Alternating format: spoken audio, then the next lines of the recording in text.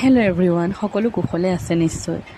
জীৱনত আমি সদায় এফালৰ পৰা আনফালে দৌৰিয়েই থাকোঁ আৰু পাহৰি যাওঁ থমকি ৰ'বলৈ জীৱন যাত্ৰাত। ব্ৰত, হয়, বিভিন্ন ধৰণৰ ব্ৰতে আমাক সহায় কৰে গতিশীল জীৱনত থমকি ৰ'বলৈ। সেইদিনা মঙ্গলবাৰ আছিল। আপোনালোক বহুতৰে দৰে মোৰো সেইদিনা ব্ৰত আছিল। ব্ৰতৰ শাৰীৰিক লাভালাভৰ কথা ক'লেতো কৈ কিজানি শেষেই নহ'ব, কিন্তু ইয়াৰ উপৰি ব্ৰতৰ আৰু বিভিন্ন ধৰণৰ উপকাৰিতা আছে। মোৰ দৃষ্টিত ব্ৰতৰ ফলত লাভ কৰা আধ্যাত্মিক চেতনা আৰু আধ্যাত্মিক শক্তিয়েই হৈছে ব্ৰতৰ সৰ্বোত্তম উপকাৰিতা।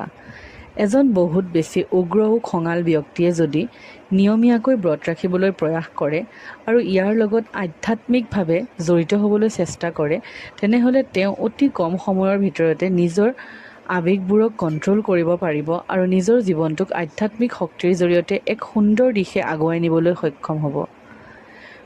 So as I have already said, that was Tuesday, and at about 10:15 a.m. I went to my workplace. After coming back from my workplace, I got freshened up and had a sattvic plate of lunch.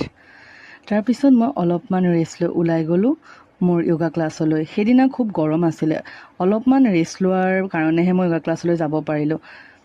আৰু ইমানেই বেছি গৰম পৰিছে নহয়, বুজাব নোৱাৰি। আচলতে মই গৰম দিনবোৰ বেয়াই পাওঁ। ঠাণ্ডা দিনবোৰ মোৰ অতিকৈ প্ৰিয়। আপোনালোকৰ বাৰু কোনবিলাক দিন ভাল লাগে প্লিজ কমেণ্ট ছেকশ্যনত জনাব। আচলতে ঠাণ্ডা দিনবিলাকত মই প্ৰডাক্টিভ ফিল কৰোঁ, সেইকাৰণে ঠাণ্ডা দিনবোৰ মোৰ ভাল লাগে।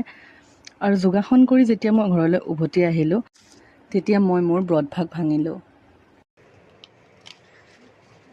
এইটো মানে কি যি শেপ দিয়ে তাতে ৰৈ যায় নেকি? আৰু যদি তুমি এনে আৰু বেলেগ কিবা ভৰালে বেলেগ সেইটো শেপে লৈ যাব নেকি? সেইটো চেপে লৈ ল'ব দেই।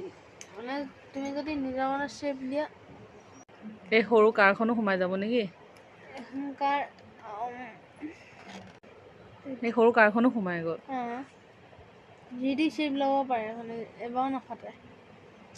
আৰু এনেদৰে হাঁহি স্ফূৰ্তিৰ মাজেৰে মই মোৰ দিনটো পাৰ কৰিলোঁ।